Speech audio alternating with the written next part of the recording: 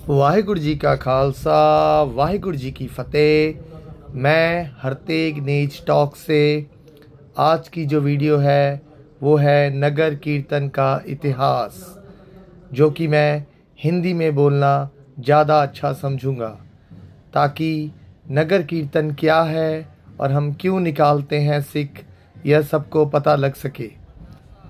गुरुद्वारा गोपीनाथ गुवाहाटी असम प्रबंधक कमेटी द्वारा गुरु नानक देव जी के प्रकाश गुरुपुरब को मद्देनज़र रखते हुए नगर कीर्तन निकाला गया।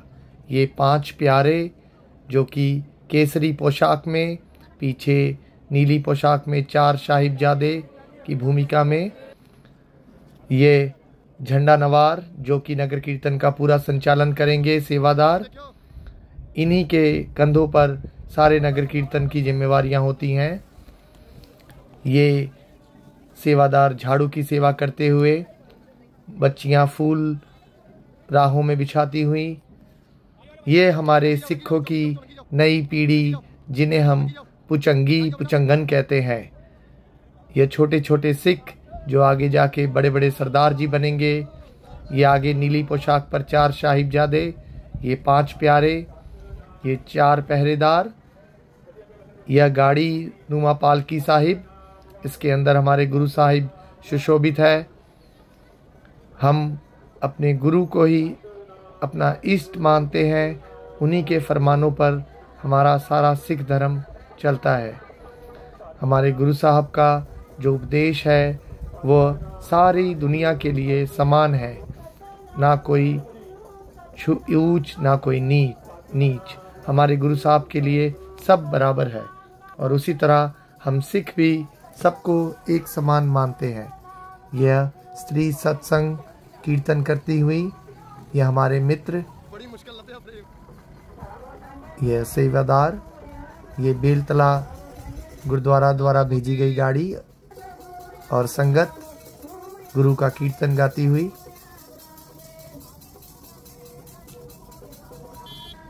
हाँ जी, आइए शुरू करें नगर कीर्तन। नगर कीर्तन सिख क्यों निकालते हैं और उसका क्या इतिहास है। नगर कीर्तन को पहले जलूस कहा जाता था। जलूस यानी अपना जाहो जलाल दिखाना। बड़े बड़े राजा महाराजा जब किसी प्रांत या किसी देश पर जीत दर्ज करते थे तो अपना विशाल फौज के साथ जलूस निकालते थे। यह पूरी गुवाहाटी निवासियों का धन्यवाद जिन्होंने हमारा इतना साथ दिया, क्योंकि गुवाहाटी ट्रैफिक की बड़ी समस्या है। सारे गुवाहाटी वालों को मैं अपने हाथ जोड़ के धन्यवाद देता हूं जिन्होंने हमारा इतना साथ दिया। यह स्त्री सत्संग फैंसी बाजार कीर्तन करती हुई। हाँ जी, सिखों ने पहला जुलूस हमारे 6वें गुरु हरगोविंद पातशाह जी ने निकाला था। जब गुरु साहब को ग्वालियर के किले में जहांगीर ने कैद किया था, तब गुरु साहब ने वहाँ से रिहा होने के लिए जहांगीर पर कुछ शर्तें डाली थी। जहांगीर अपनी किए पर बड़ा पछताता था। उन्होंने गुरु साहब को कहा, मैं आपको रिहा करता हूँ। गुरु साहब ने कहा, हम रिहा नहीं होंगे, हमारी कुछ शर्तें हैं, वो शर्तें मानोगे तब रिहा होंगे, जिनमें अपने साथ सारे बंदी राजाओं को रिहा करना, प्लस जो गुरु घर के दोषी है, जिन्होंने गुरु अर्जन देव जी की शहीदी में भूमिका निभाई थी, उनको सौंपने की शर्त रखी, जिनमें चंदू दीवान और वह जल्लाद। चंदू दीवान इस तरह भूमिका बांधता था जिससे उसने जहांगीर के कान भरे थे, इसीलिए चंदू मेन कल्प्रेट था। गुरु साहब ने जब जहांगीर ने उन्हें गुरु साहब को सौंप दिया तो गुरु साहब ने पहला जुलूस निकाला था लाहौर की सड़कों पर। उसके बाद पीढ़ी दर पीढ़ी आई गुरु गोविंद सिंह जी की बारी। जब मुगल बादशाह औरंगजेब ने हिंदुस्तान पे फरमान जारी किए थे कि कोई भी पगड़ी नहीं बांध सकता, कोई भी घोड़े नहीं रख सकता, कोई भी तलवार शस्त्र नहीं रख सकता, तब गुरु गोविंद सिंह जी ने कहा था, मेरे खालसा, मेरा सिख बिना गिनती की पगड़ी बांधेगा, लंबी लंबी पगड़ियाँ बांधेगा जिन्हें दुमाला कहते हैं। मेरा सिख चढ़ते से चढ़ता घोड़ा रखेगा, जैसे कि तुर्की घोड़ा, इराकी घोड़ा। मेरा सिख जितने हो सके उतने हथियार रखेगा। मेरा सिख अपने किरदार का उच्चा सुच्चा होगा। हम सिख कौन हैं? आप हम बने। गुरु गोविंद सिंह जी ने जब बैसाखी वाले दिन म्यान से कृपान निकालकर आप में वो रूह डाली कि आप जुल्म के खिलाफ अकेले ही खड़े हो जाओ, तब सिख बने। आप सिखों का इतिहास पढ़कर तो देखिए, 1.25 लाख से अकेला सिख लड़ने को तैयार हो जाता था, सिर्फ और सिर्फ गुरु गोविंद सिंह जी के वह पावन बचनों के लिए। हमारे बाबा नानक, गुरु नानक देव जी ने पैदल यात्राओं में बहुत कीर्तिमान हासिल किए हैं।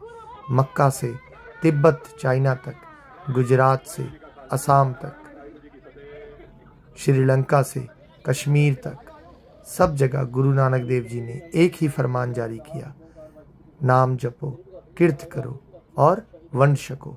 यानी कि भगवान का नाम लीजिए और मेहनत करिए, और जो भी मेहनत करेंगे मिल बांट के खाइए, किसी का भी हक ना मारिए। यह अरदास बेनती होते हुए सारी संगत नगर कीर्तन में चल कर आई। तब यह फिर मुगल बादशाह ने पाबंदियां जो लगाई थी, उस पाबंदियों को तोड़ने के लिए गुरु साहब ने सिखों को एकत्रित किया और बड़े बड़े जत्थे बनाए। वह जत्थे जब कहीं से भी गुजरते थे उन्हें जलूस कहते थे। गुरु साहब ने औरंगजेब के बेटा जो बहादुर शाह जब आगरा में अपनी फौज का जाहो जलाल दिखा रहा था, तब भी गुरु गोविंद सिंह जी ने सिख फौज का जाहो जलाल जब दिखाया, तब बहादुर शाह की आंखें फटी की फटी रह गई। जब नांदेड़ से बाबा बंदा सिंह बहादुर सिखों के 5 सिंगों के साथ जब नांदेड़ से निकले और जब सरंद पहुंचे, तो एक सिखों का हजूम खड़ा हो गया। उसे देखकर बड़े बड़े लोगों की आंखें फटी की फटी रह गई। वह था जलूस। जब पीढ़ी दर पीढ़ी इसे अब नगर कीर्तन का नाम कहा जाता है। नगर कीर्तन मतलब आगे आगे 5 प्यारे, 4 साहिबजादे और गुरु महाराज का स्वरूप पालकी में, पीछे संगत गुरु का कीर्तन गायन करती है और सारे नगर को यह संदेश देती है कि हमें प्यार, सद्भावना और एकता से रहना चाहिए। आज कई लोगों को सिख लगते हैं कि बस सिखों का काम सिर्फ लंगर छकाना और कृपाने लेके घूमना ही है। सिख धर्म को जानिए, पढ़िए। हर वो समाज की बुराई जो समाज में फैली हुई थी, वो सिखों ने दूर की है। हमारे गुरुओं ने बहुत पहले ही कहा है, सो क्यों मंदा आखिए जित जम्मे राजान। मतलब उसे क्यों बुरा कहना जो राजाओं को जन्म देती है। औरतों के लिए हमारे गुरु ने आज से 500 साल पहले ही ये कहा था। फिर पढ़ाई पर हमारे गुरु ने सबसे ज़्यादा जोर दिया है। हमें बनाया है, सीख गया है, मतलब स्टूडेंट। हम पढ़ेंगे तभी हम अपने गुरु की बाणी पढ़ पाएंगे। हमारे धर्म में पढ़ने को बहुत महत्व दिया गया है। बड़े बड़े शास्त्र पढ़ने को कहा गया है। यहाँ तक कि हमारे हर गुरु पढ़े लिखे और ज्ञानी पुरुष हुए हैं। गुरु गोविंद सिंह जी खुद हर भाषा के ज्ञानी थे। इसीलिए उन्होंने औरंगजेब को उसी की जुबान में जफरनामा लिखा था, जिसे पढ़कर औरंगजेब बिस्तरे से उठ नहीं पाया था। यह 5 प्यारे अरदास बेनती करते हुए और अपने कमरे की तरफ जाते हुए, मुझे आशा है कि सबको समझ आ गया होगा कि जिस समय मुगलों ने हमें पगड़ी, घोड़े और अपने धर्म के गायन पर पाबंदी लगाई थी, हम उस समय नहीं रुके। तो आज तो इस देश में हमारी सरकार है, यह देश भी हमारा, यह सरकार भी हमारी। अगर हमारे नगर कीर्तन से किसी भी भाई बंधु को किसी तरह की भी दिक्कत आती हो, तो हम सारा सिख समाज उससे हाथ जोड़ के माफ़ी मांगते हैं। पर हमारा कारण जानिए। यह छोटे छोटे बच्चे, शिलांग से गतका टीम आई हुई थी। इन्होंने गतका हम सिखों का मार्शल आर्ट है।